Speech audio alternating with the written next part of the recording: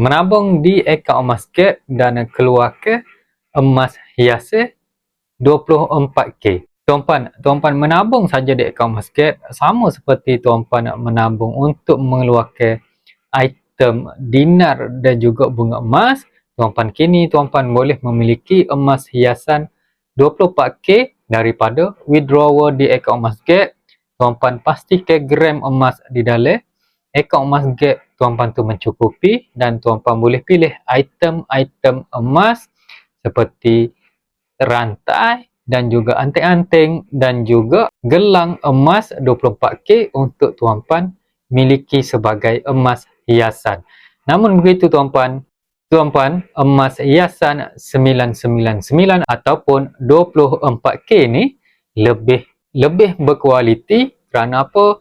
Kerana menggunakan teknologi yang terkini, ia sesuai dijaga ataupun dipakai harian, dan penjagaan dia pun sama dengan tuan-puan memakai emas hiasan 916. Jadi tuan-puan tidak memerlukan modal yang besar untuk memiliki emas hiasan 24K. Tuan-puan boleh menabung mengikut bajet di akaun emas gap. Tuan-puan, untuk bimbingan tuan-puan boleh like video ni, follow saya, rujuk di profil saya, buat pendaftaran. Selesai pendaftaran, saya akan hubungi tuan-puan untuk bimbingan ilmu emas dan juga cara-cara memiliki emas hiasan 24K. Assalamualaikum.